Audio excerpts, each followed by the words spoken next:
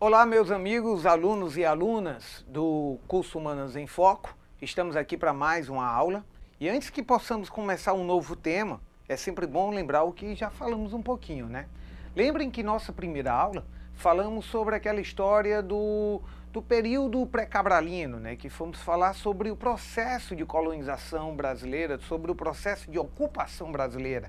Falamos daquele período que antes do descobrimento, e chegamos no período do descobrimento, ou melhor, da conquista do Brasil. Aí falamos sobre o período pré-colonial, que foi o período de 1500 a 1530, um destaque maior para o serviço do índio. Né? Falamos sobre a história, o qual ele fazia o comércio com português, que seria justamente aquela troca-troca de mercadorias, o qual falamos de escambo, e sobre a instalação das feitorias. Não esqueça, meu caro aluno, que também falamos aqui do período de 1530, quando começou a colonização brasileira. Falamos sobre a necessidade da instalação do que chamamos de capitanias hereditárias. E principalmente, meu caro aluno, falamos sobre a história dos governos gerais. Tivemos o prazer de tentar falar um pouquinho do sistema colonial açucareiro, sobre a instalação dos moinhos, dos engenhos, quem era o senhor de engenho, a nossa sociedade. Então merece também um certo destaque. E na nossa aula de hoje, professor, o que é que vamos falar? Vamos dar continuidade mais um pouquinho na nossa história? Vamos começar a falar sobre um período dentro da nossa história que vai ser a União Ibérica e a presença dos holandeses. Vamos tentar misturar o assunto da história geral com a história do Brasil. Então, a nossa aula de hoje, o assunto principal é a União Ibérica.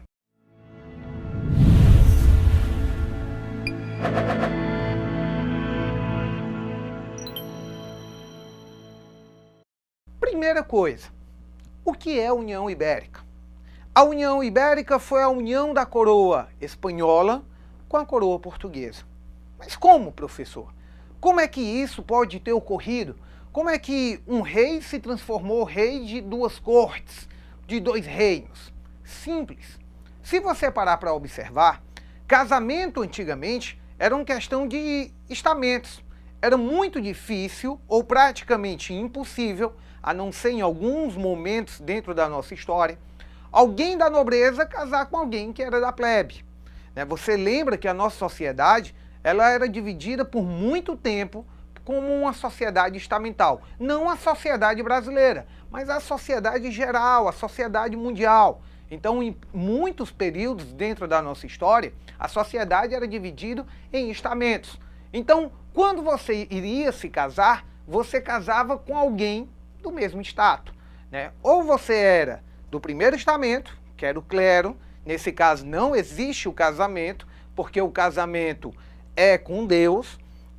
Se você fosse do segundo estado, você casaria com alguém do segundo estado, que era a questão da nobreza, e o terceiro estado era com alguém do terceiro estado. Bem simples. Então, antigamente, quando reis e rainhas, príncipes e princesas se casavam, eram com outros membros de monarquia. Assim foi durante todo o tempo na história.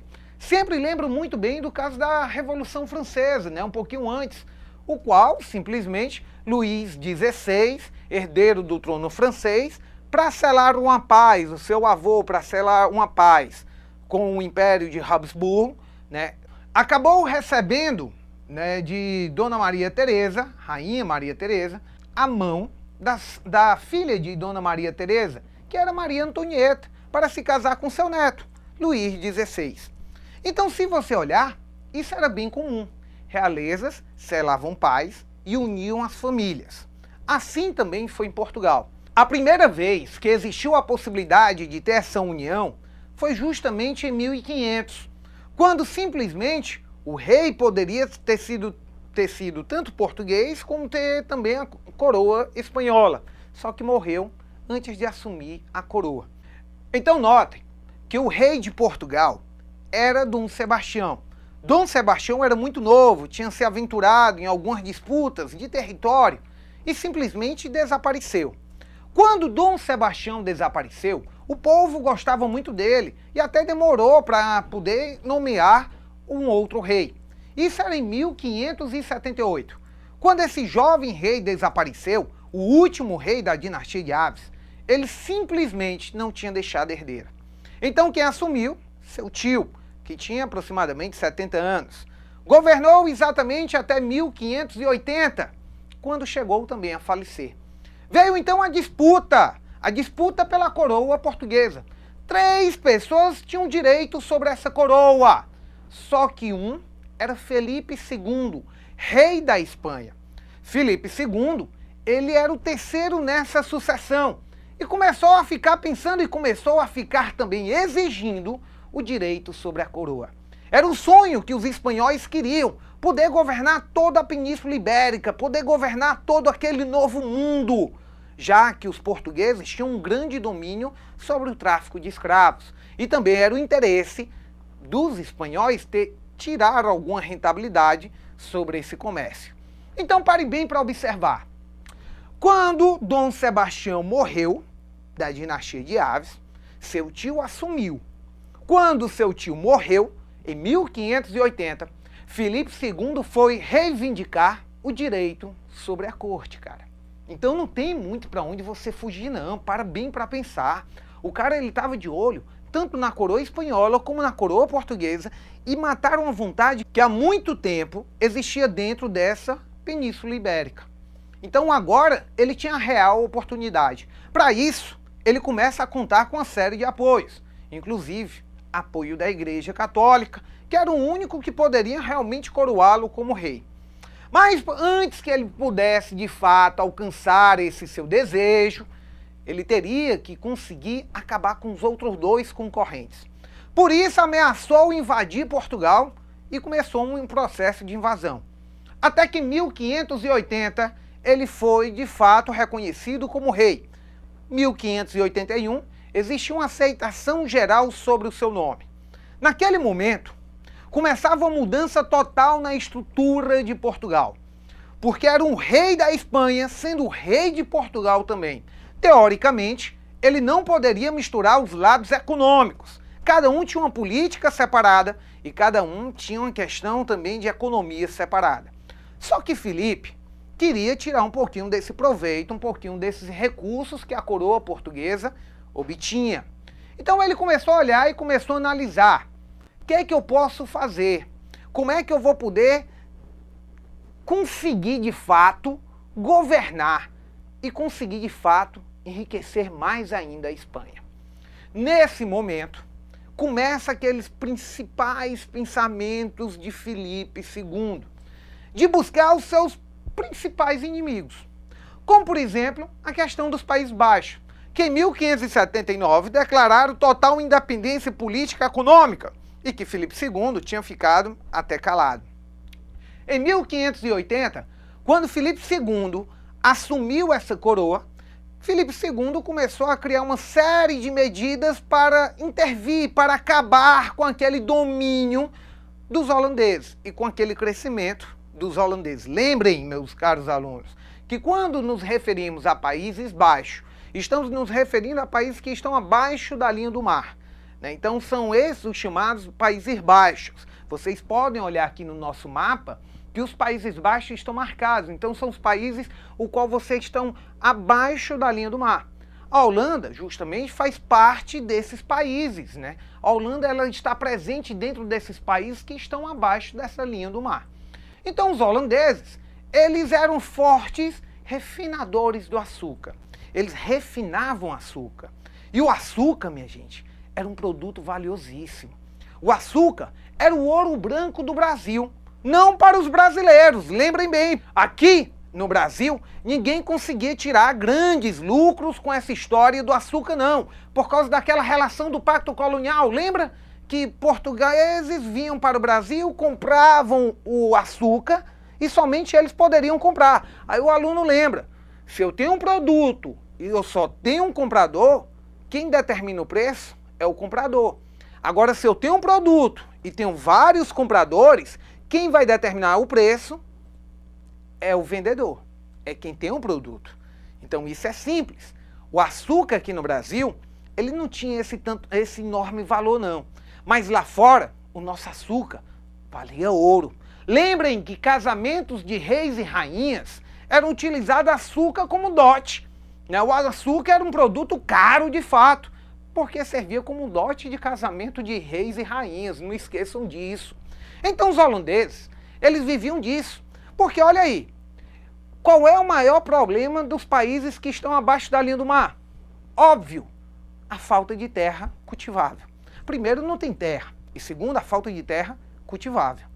Então, meu amigo, eles não trabalhavam com produção, eles trabalhavam, meu caro aluno, minha cara aluna, eles trabalhavam de fato era com a exploração, com a manufatura desse produto, era com açúcar refinado. E aí, meu amigo, o principal local que eles compravam esse açúcar era de Portugal, bem simples. Então, professor, calma aí, quer dizer que os holandeses, eles iriam comprar o açúcar de Portugal, que pegava esse açúcar aqui do Brasil, justo. Mas lembrem bem, quando eles vinham para o Brasil, os portugueses, comprar esse açúcar, vamos dar um exemplo. Eles pagavam R$1 no açúcar, um exemplo. Quando eles levavam para Portugal a mesma mercadoria e revendia para os holandeses, eles revendiam por R$100. Os holandeses transformavam esse açúcar num produto manufaturado e revendiam por 130. Fazia o açúcar refinado. Então era muito mais valioso. Observem que os holandeses, eles conseguiram adquirir uma certa fortuna por causa disso. Uma fortuna bem generosa. Então vejam, quando em 1579 os holandeses declararam essa independência política e econômica, os espanhóis não gostaram muito não. Mas Filipe II também não foi dar muita atenção para isso não, porque a sua atenção agora estava em quem seria o sucessor da coroa portuguesa. Em 1580, iniciava então o que a gente chama de União Ibérica. Portugal e Espanha estavam sob o domínio de um único rei, Filipe II. Filipe II começou a implementar algumas medidas. Entre essas medidas, podemos notar a questão do bloqueio o quê? Econômico. Lembrem que simplesmente os espanhóis criaram um bloqueio econômico para os holandeses. Os Países Baixos estavam proibidos de comercializar o açúcar com Portugal. Epa, vamos parar. Quer dizer, professor, que o produto qual os holandeses conseguiam buscar recursos, que era o açúcar, que vinham comprar aqui de Portugal, eles não poderiam mais comprar? Não. Por quê? Porque o rei da Espanha, que também agora era rei de Portugal, fez o quê? Criou bloqueio econômico. Quando ele criou esse bloqueio econômico, proibiu a compra da mercadoria para os Países Baixos. Os Países Baixos logo se agoniaram. Os holandeses logo ficaram preocupados. E vamos pensar que aqueles produtores, aqueles que faziam açúcar refinado, se aglutinaram, começaram a pensar o que poderiam fazer. Até que eles chegaram numa ideia. Já sei. Não temos condição de invadir, não, a Península Ibérica. São muito mais populosos, são estados também ricos. Poderíamos até ganhar, mas seria muito caro. Então vamos burlar essa fiscalização. Vamos criar uma Companhia das Índias Ocidentais, o que a gente chama de WIC. Vamos criar a WIC, Companhia das Índias Ocidentais. Meu caro aluno, minha cara aluna, lembra o seguinte, que essa Companhia das Índias Ocidentais, ela foi criada pelos holandeses para poder burlar a questão do bloqueio econômico. Aí os holandeses criaram essa Companhia das Índias Ocidentais e começaram a fazer uma série de mudanças, uma série de alterações. Vejam bem, eles foram colocar sua sede, construíram sua sede, fizeram tudo bonitinho e continuaram comercializando com os holandeses. Então vamos ver o seguinte, parem para observar. Quer dizer que os holandeses, eles simplesmente estavam vindo para Portugal comprando o açúcar, só que agora em nome da Companhia das Índias e burlando essa fiscalização dos espanhóis? Correto, meu caro aluno. Estavam burlando essa fiscalização. A forma que os espanhóis governavam era diferente, totalmente diferente, melhor dizendo, dos portugueses.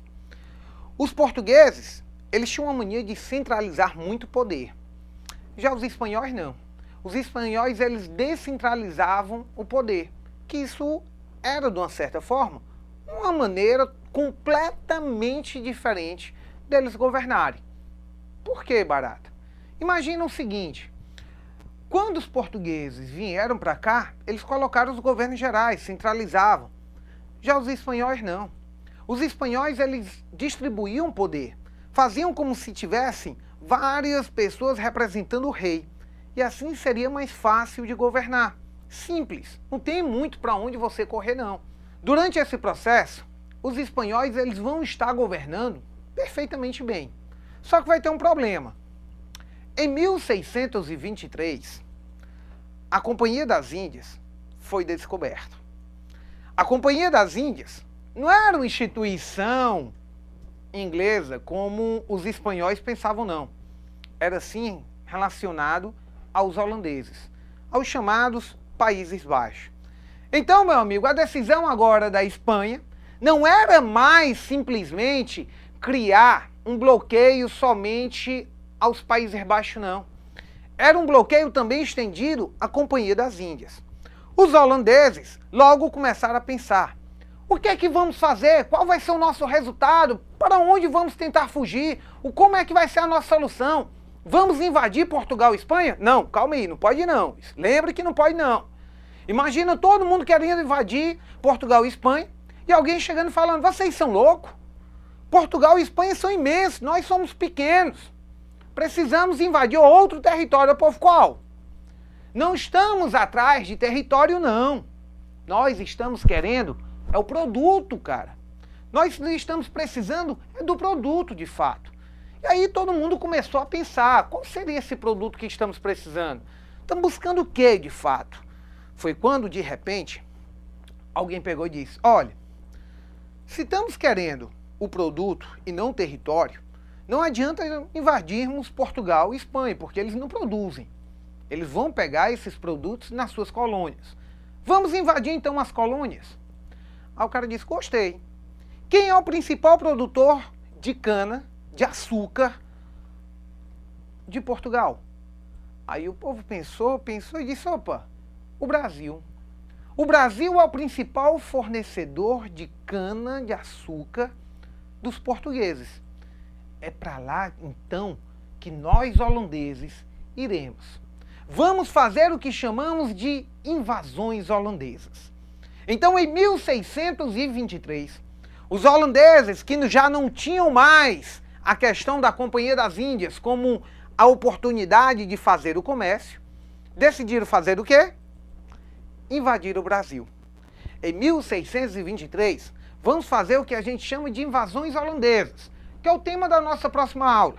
Mas antes de terminarmos essa aula, é necessário observarmos alguns fatores. Como, professor? Primeiro, vejam que em 1580, quando vocês estiverem estudando, quando estiverem resolvendo os TDs, vejam que em 1580, Filipe II reivindicou a coroa da Espanha e de Portugal. Quando estiver estudando, diga, mas qual foi o motivo que levou a essa reivindicação? Primeiro, porque o rei de Portugal, Dom Sebastião, o último rei da dinastia de Aves, ele desapareceu. Ele desapareceu em plena batalha de Alcácer-Quibir. Então lembrem que ele desapareceu, tá certo? Então, ó, o rei Dom Sebastião, o último rei da dinastia de Aves, desapareceu na batalha de Alcácer-Quibir, em 1578. Seu tio assumiu a coroa. Só que seu tio, cara, ele já morreu. Ele iria morrer com 70 anos. O seu tio faleceu. Quando seu tio faleceu, deixou 3 netos. Inclusive um deles era quem a gente chama de Filipe II, rei da Espanha. Filipe II, então, foi reivindicar a coroa de Portugal. Então lembrem que Filipe II conseguiu apoio dentro de Portugal e conseguiu principalmente o apoio da Santa Igreja. Quando ele conseguiu unir esses apoios e, claro, a sua força militar, ele em 1580 assumiu definitivamente a coroa de Portugal e a coroa da Espanha. Começava o domínio espanhol sobre o Brasil. Começava o domínio espanhol sobre Portugal, sobre o Brasil e sobre as colônias portuguesas. É um assunto importante. Então lembrem também que uma das primeiras características, uma das primeiras medidas de Filipe II foi criar o que a gente chama de bloqueio econômico. O bloqueio econômico ele vai ser importantíssimo, porque a partir desse bloqueio econômico, os Países Baixos serão proibidos de comercializar com Portugal. Sendo proibidos de comercializar com Portugal, qual é o produto que eles vão ser proibidos? Justamente, vão ser proibidos de comercializar a cana-de-açúcar, ou melhor, o açúcar. Lembrem que o nosso açúcar aqui, ele não era refinado. O português vinha, pegava o açúcar e levava para Portugal e revendia para os holandeses que refinavam esse açúcar. Então não tem por onde fugirmos, tá joia, meu caro aluno? O nosso assunto da aula de hoje é esse primeiro pedaço da União Ibérica, tá bom? Na nossa próxima aula estaremos falando mais um pouquinho sobre esse pedaço da União Ibérica, tá joia? Pois um beijo para vocês, não esqueçam, resolvam o nosso material, leiam as nossas teorias, tá certo? Um beijo para cada um e bons estudos.